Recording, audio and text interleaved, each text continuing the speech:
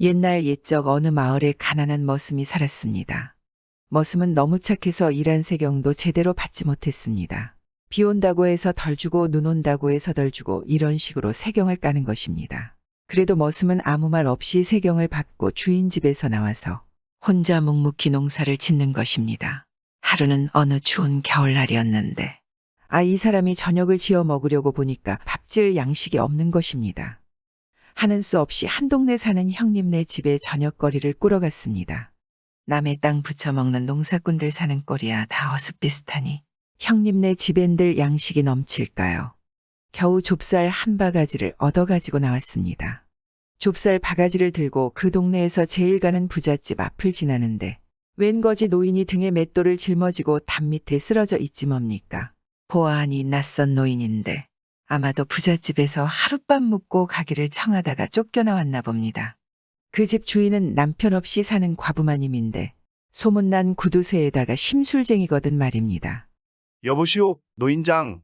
정신 차리시오. 잡고 흔들어 보았지만 벌써 얼어 죽었는지 꼼짝도 하지 않는 것입니다.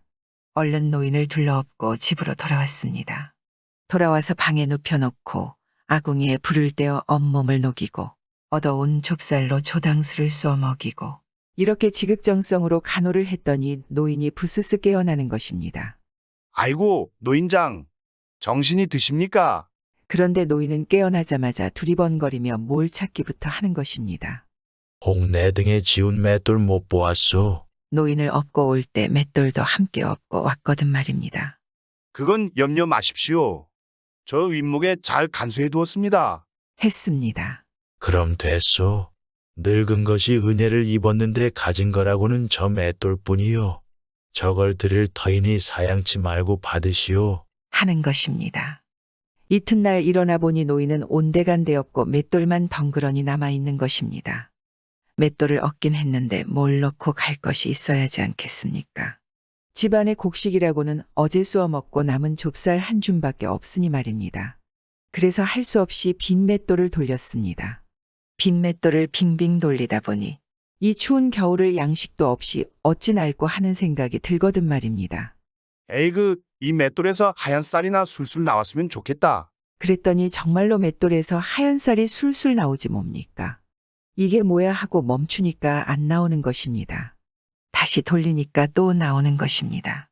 술술 나와서 금세 2가만이나 나왔습니다. 그걸로 밥을 지어 배불리 먹었습니다. 그 다음부터는 맷돌을 돌리기만 하면 뭐든지 다 나오는 것입니다. 떡 나와라 하면 떡이 나오고 옷 나와라 하면 옷이 나온단 말입니다.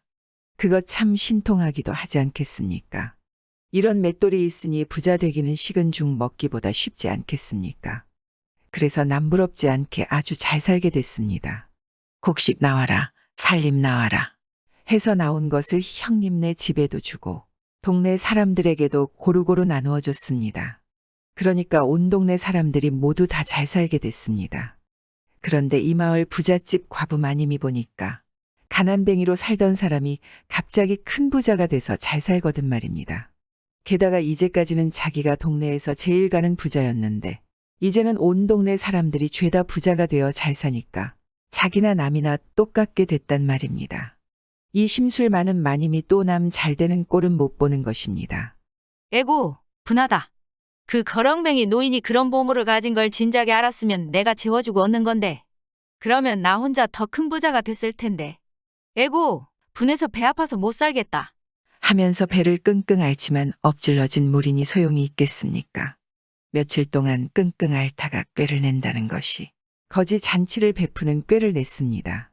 온데 거지를 다 모아다 먹이는 것입니다. 그러다 보면 보물 맷돌 가진 거지 하나쯤 걸려들지 않을까 하고서 말입니다. 그런데 몇 날 며칠 거지 잔치를 해도 맷돌 가진 거지는 안 나타나는 겁니다. 산지사방에서 소문을 듣고 거지들이 꾸역꾸역 모여드는데 모두들 하나같이 잔뜩 얻어먹기만 하고 그냥 가버린단 말입니다. 한 보름씩 그러다 보니 그 좋던 살림도 거덜이 날 판입니다. 나중에는 화가 머리끝까지 나서 야, 이놈들아. 얻어 처먹기만 하고 맷돌 하나 주는 놈 없으니 이게 무슨 경우냐. 하고 몽둥이를 들고 설치니 영문을 모르는 거지들은 다 주랭랑을 놓고 말았습니다. 이래서 거지 잔치도 끝장이 났습니다. 부잣집 주인이 머리를 싸매고 누워서 어떻게 하면 저 보물 맷돌을 얻을 수 있을까 하고 밤낮으로 궁리했지만 뾰족한 수가 날 리 없지 않겠습니까? 어찌어찌하다가 뾰족한 수를 하나 냈는데 그 수가 몽고하니 훔치는 것입니다. 그까짓 것 훔쳐내면 그만인데 내가 왜 이런 고생을 했을까 하고 생각했습니다. 이 욕심 사나운 마님이 한밤중에 몰래 들어가 맷돌을 훔쳤습니다. 훔쳐내오긴 했는데 이걸 동네에서 쓰다가는 당장 들킬 터인이 안 되를 아니겠습니까? 맷돌을 짊어지고 멀리 달아났습니다.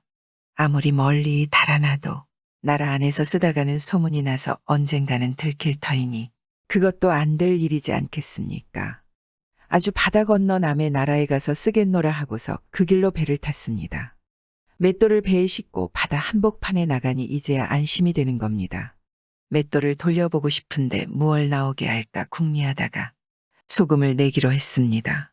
그때야 소금이 귀한 물건이니 그것만 잔뜩 가지면 세상에서 제일 가는 부자가 될 것 같거든 말입니다. 딴 거실랑 말고 귀한 소금이나 나와라.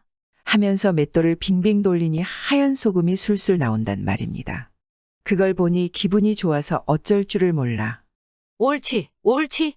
소금 나와라. 자꾸 나와라. 맷돌을 하염없이 돌리니 소금이 금세 배에 하나 가득 쌓였습니다. 소금이 배에 가득하니 배가 스르르슬슬 가라앉기 시작하는데 욕심쟁이는 그것도 모르고 기분이 좋아서 잘 나온다. 잘 나와. 또 나와라. 또 나와. 하면서 자꾸 맷돌을 돌리지 뭡니까? 그러니 배가 바다 밑으로 쑥 가라앉을 수밖에 없지 않겠습니까? 욕심쟁이 마님은 바다에 빠져 죽어도 맷돌은 자꾸 돌아가니 소금은 그저 쉴 새 없이 나오지 않겠습니까?